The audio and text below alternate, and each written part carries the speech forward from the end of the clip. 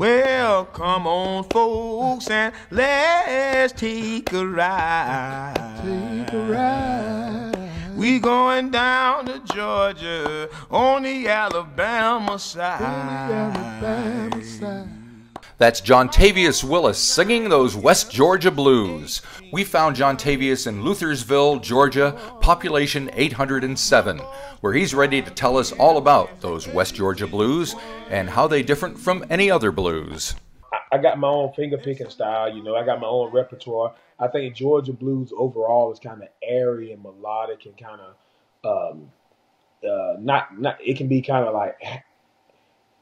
like thinking music, not necessarily like sad. It can be sad though. Sure. But a lot of the Georgia musicians that I like, they were versatile in the sense that they had different topics and they could play in different keys and different styles. And I like to think that I'm in that tradition as well. So that's really it. Gotcha. So who are some of those other Georgia musicians that you looked up to? Oh man, Tampa Red, Right. Blind Willie McTell, Buddy Moss, Ma Rainey, Charlie Lincoln, Bumblebee Slim. Bumblebee Slim. The other ones I'm familiar with. I haven't heard Bumblebee Slim before. Bumblebee Slim. I gotta check that one out, man. Yeah, he wrote some killer songs in the early days. Some of his stuff like "Bricks in My Pillow" and what's the other one he got? I Keep On Drinking and Drive My Blues Away. Like he got some good classics. They end up becoming like heavy hitting song. Who else from Georgia that I like? Reverend Pearlie Brown, Georgia Tommy Dorsey, Right. Big Maceo Merriweather, Right. all of them folks from Georgia. You know, all them Georgia folk. But yeah, man, those are the folks I listen to. And at first you don't know that you got people in other states. You only think it's Mississippi Right. and Chicago, because they're just all people talk about. Then you realize it was a generation before those folks, and most of them came from the East Coast, because the third biggest studio aside from Chicago and New York was in Atlanta. So in 23, a lot of those folk came and recorded. But yeah, those some of the guys. Let me make sure. Oh, Kokomo Arnold. Cannot forget Kokomo Arnold. Right. Also, oh man, Peg Leg Howe, Ed Anthony. If they coming to me. And I have to say all my Georgia folk, 'cause each one of them were unique, man. They were really, really, really, really unique. And a lot of them died before the rediscovery, so Yeah. they didn't get their say, and Georgia didn't really get its props, you know. Yeah, because I'm from Rochester, which is where Sun House was rediscovered. Yeah. Back I in the like 60s. Rochester. I like Rochester. Now, if I'm not man. mistaken, didn't Taj Mahal kind of take you under his wing when you were a teenager? How'd that happen? I was like 19. Well, I always had a knack for going around and hanging with the elders and wanting to get stories from the elders. So after B.B. King died, I kind of felt kind of bad, because I always wanted to interview him, because I heard him talk about going to his auntie house and listening to Barbecue Bob. Right. And I was like, damn, B.B. King listened to Barbecue Bob. And I thought about it. We all listen to music that's a little bit before our time, or at least a few years. And Barbecue Bob was recorded in 1927, and so really that was after B.B. King was born. You know, so if he was 7 or 8 years old, Yeah. the record had only been out 4 or 5 years. You know, it's just a crazy connection to me that B.B. King was listening to one of those second generation blues recording artists, or him being one of the, like a fourth generation blues recording artist, and just see like what nuances he noticed in the music, because you listen to Lonnie Johnson and you know for a fact that B.B. King was listening to, and Dr. Clayton too, and Gate Mount Moore and T-Bone Walker, and on and on and on. So when he died, I started calling around and telling folks I was a blues musician that was wanted to record or spend time with elders. I finally got through to Music Maker Foundation, and they got me hooked up with a fellow named John D. Holman, who from Chapel Hill, North Carolina. He was born in 1929. And Mr. Boo Hanks, who was from Virginia. I forget what part, but I only met Boo Hanks one time. I think he was born in either 27 or 1930. They were playing that shit that they remember from when they were kids. They were playing Blind. They remember seeing Blind Boy Fuller. They remember, and so to me, like these were the stories I had to get, Yep. and I had to ask these folks, like, they're gonna get, I spent time with them, man. And Mr. John D actually taught Taj Mahal some stuff too, because Taj Mahal lived in North Carolina for a little while. Right. And anywho, Tim Duffy called Taj Mahal while I was there. Tim Duffy is the organizer and the CEO or whatever. He's the boss of music making. Right. And Taj was like, "I've been waiting for you," and that's what he said. That's what he said for me. And so, sure enough, he came to Atlanta the next month, or maybe later on that month. Called me on stage. I did 2 songs. Biggest crowd I ever had played before. I wasn't so nervous about the crowd. I was more nervous that he was sitting there beside me. He was ham boning while I was Right. while I was there.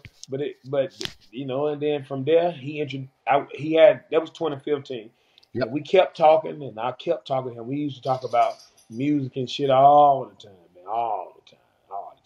And eventually in 2017, March, he asked me to do 3 shows in Florida. Clearwater, I think it was Fort Lauderdale, Clearwater, Tampa, was Ponte Vedra, Clearwater, and Tampa. And so did them 3, went great. Then him and Kip Mo did a thing. And Right. Taj told Kip Mo about me, and Kip Mo called me.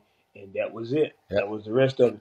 And I say he took me on the wings in the sense that if it had not been for that trip, I think it would be a slower journey than it had been. But I think they seen that I had good work ethic. I wouldn't be drunk. I'd be on time for the show. I put on a good show. I was reliable. But the Taj Mahal let me ride the bus with him. As an opening act, you don't. Right. You got to drive. You know what I'm saying? So he let me ride the bus with him. So I'm forever indebted to both him and Kip Moore for really allowing me to. I was young, man, and I was selling a lot of CD too. But yeah, man. So that's kind of how that happened. Well, it sounds like you do your homework. I mean, you know what you're talking about here. So, what drew you to this music and caused you to go really deep diving into it? I think being from a rural environment and also understanding that, like, I like history, and I think I really like history when I can represent it too. And I think all these stories of these blues musicians, it's kind of like. Remind you of kind of like biblical stories, it's like these people that's larger than life, and I know they are because I've been around so many of them that were larger than life, and even though they weren't so famous, but they were just larger than life characters. And I think once I got that Emmy, man, it was hard. And when I first heard it, and I kept listening to it when I was about 12 years old. But I didn't start playing guitar till I was 14 because Muddy Water was the reason I wanted to play guitar, man. I seen the video of him playing for a black audience in the 70s, and for him that was rare. Yep. And because by the 60s the audience had done changed after the British invasion, and he was singing 19 years old. He was Hoochie Coochie Man and 19 years old. But he got to the part about 19 years old. He was 19 years old. She got weighed like a baby child. Ain't nothing I can do to please her. But oh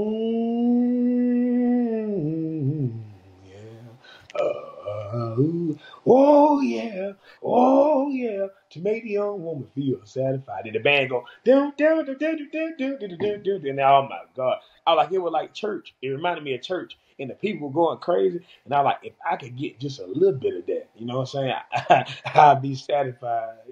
Have a little bit of crowd control and a little bit of expressing myself musically, and the blues was the way I wanted to do it. Gotcha. So I mean, yeah, man, that was my thing. Now this West Georgia Blues album, it looks like you recorded it at Capricorn Studios in Macon. Is that right? Yep, Macon, Georgia. Yep. What was the studio like? It was nice, man. It's a historic studio. It was originally, I think it was Odin Redding Studio, but he died before they could. Yeah. Before they supposed to be called like Red Wall, but he died before they used it. But it became more famous for the Allman Brothers Studio. That's like the one that they was at. I don't really listen to Allman Brothers. Because like I said, I listened to about 20s to the 50s right. blues and that. Yeah. When it started getting to the like, I just They're too started modern listening for you, right? Yes, say it again, brother. I said the Allman Brothers too modern for you, right? Yeah, yeah, just a little on the blues tip too modern. It's a little more of that rock nature than it is Yeah, yeah, blue. I didn't listen to Tom Mahal and Kip Moore until after I met them. You know what I'm saying? yeah. 'Cause man, I would listen because it's so much of that old shit that you can be listening to that stuff for years before you hear all of it, and they always releasing new stuff. You know, but yeah, so it was good, man, and Macon is a nice place. I was there. I did a residency there at the university too, and so I know those folks that are nice people, and it was great to have a state, you know, do a recording in my own state that I produce myself too. You know. Yeah, yep. So I noticed from the 15 tracks that are on this record, a variation of styles. It starts out almost a cappella. You got a full band thing. You're kind of mixing up different versions of the blues and R&B mixing into it. One of the tracks I like the most is "A Lift Is All I Need," which sounds very much like a kind of 50s R&B, kind of like Roscoe Gordon and people like that. Can you tell me a little bit more about that one? A lift is all I need. A lift is all I need. Like a tumbleweed blowing through the wind, and don't know where I'm going, don't matter where I've been, 'cause a lift is all I need. I wrote it and I wanted a song that was kind of in that style, that kind of like early Charles Brown, Yeah. and, Nat King Cole, Roscoe Gordon, Junior Parker, that smooth kind of just smooth, that cigar smoking. Yeah. Music. It don't get no louder. Everything that you hear the way it is, you know what I'm saying? But because I got other songs that loud as shit on the album. Yeah, Lula May. Lula May and Where Georgia Grind and loud songs, you know what I'm saying? Yep. But I got other one that quiet, you know, so that's that. Yeah. So when you were investigating all this old music, how did you do it? Did you find the records? Were you using streaming services? Were you just talking to people? How did you go about your investigation? Yeah, all of that. Yeah. All of that, but most all of that, because I'm young enough to be a kid when streaming first came out. Right. Because I remember I was born in '96. Right. I remember cassette tapes, and then went from cassette tapes to CD. Then it went from CD to MP3. Yeah. Then MP3 to now where we're at now. And so every I didn't have no blues tapes, but I did have blues CDs. And then I as soon as MP3 came out, I got all that shit. Everything that was available to get, I got it. Gotcha. You know? Yeah. And so, but I also collect records, and I also talk to people. Yeah. But it was less people for me to talk to. But I talked to people, and filled in some stories. You know, trying to figure out how, you know, who played music for a living, why did they play music for a living. 9 times out of 10, the folk that played music for a living was a good entertainer and or musician. You know, because that's how you have to make your music sound different, or you have to have your own style. So and be a good entertainer. So I just found out I always interested in that. So it kept since my beginning. You know, since the beginning I've been getting it from streaming, getting it from. I got about 378s. Oh yeah, that I collect. Yeah, good stuff. I had to, when I moved to New Zealand, I had to get rid of all my 78s because I knew they weren't going to make the travel. Yeah. They're very fragile. Yeah, real fragile. But yeah, man. So that's all of it. Right. And another track, Earthworm Basement Blues. Love it. Tell me about that one. Well, that was inspired by them Georgia blues musicians, Buddy Moss and Curly Weaver. I don't know if I mentioned Curly Weaver, but Buddy Moss and Curly Weaver and me and my homeboy J-Hawk, we both playing guitar on there. And I wrote that song. We were actually in Pennsylvania. We were in Well, no, you said you from New York though. So, or did you say Pennsylvania? New York? I grew up in Pennsylvania, then lived in New York. Yeah, we were in Pennsylvania. I can't remember what their place was at. I want to say it wasn't States College, but it was somewhere in the country. It was in the country. And we were doing this show opening for G Love, and I was like, man, we're going to do this one so low, we're going to take you down to the Earthworm Basement. So I kept that little thing with me for a while, and I said, you know what, I'm going to make a song out of it. And I referenced 2 blues musicians indirectly in the song. One of them being Buddy Guy saying, I like the, you know, play. He always say, play it so funky you can smell it. I say, I like the blues so funky that you can smell the scent. Yeah. And the other one is Wayne Bennett. Wayne Bennett, I seen an interview, and Wayne Bennett was a guitarist for Bobby Blue Bland for a while, and a few other people, but he played on Bobby Blue Bland, Stormy Monday, and other few good songs. But he said, you know, what I like you might not like. He said, your cup of poison might be my cup of tea. And I said, oh, I like that, you know. So I took that from him too. Yep. Well, you mentioned Buddy Guy. It's great that he's kind of the elder statesman these days, isn't he? From the old. Yeah, for sure. Have you met him? Have you? Yeah, I met him twice. I don't know if he met me, but I met him. Okay. Yeah. And the final track, it sounds like it was just like an instrumental full band jam. Tell me about that. Yeah, that's it. That's all it is. That's exactly all it is. Just an instrumental full band jam, man. Every album I ever had to date, I put one instrumental, I put one ragtime, I put some kind of thing where I'm trying to sing, you know, in my real, you know, not a gritty voice, just my sweet voice. I play multiple tunings, try to do different keys, so they were just keeping true to that. Yeah, the first one I did with the Meriwether Boogie, and second one with the John's Boogie, and this one Where Georgia Grind.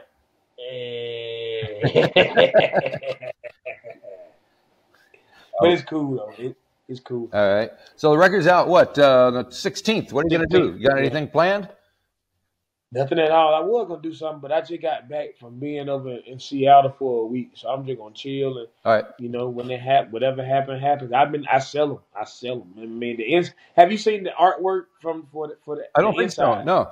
Oh man, hold on. I'll be right back. Yeah, grab it. Yeah, that's how I got a lot of stories in there. You have to see it up close. I don't know if you can see this. The earthworms are. Yeah. Oh, there they are. Yeah. Got the Where Georgia Library here. This the Ghost Woman over here. The sign for Lula May right here. Yep. To keep your words on the dance floor references right here. There's a lot of cool little things because I want them to say like the inside, the outside, and the back look real simplistic, but the inside is like. So like complicated. Man. And that's what I kind of felt like there was a representation of me and the blues. It looks simple. It sounds simple, but it ain't. It ain't. All right. Well, it's fantastic. Love talking about it, though. It's great. Again, I love hearing it. So hopefully it'll all go well on release day. Well, thank you, brother. Get yourself down to this part of the world if you ever get a chance. I would love to. They have a blues fest in Australia, the Byron Bay Blues Fest. Yeah, I heard of them. Might want to hop on. Most people use that as a jumping off space to get to here. So you never know. You never know. Okay. Well, thank you very much. Better run. I'll let you go. Have a great day. Thank you, brother. You have a good day now. You too. Bye-bye.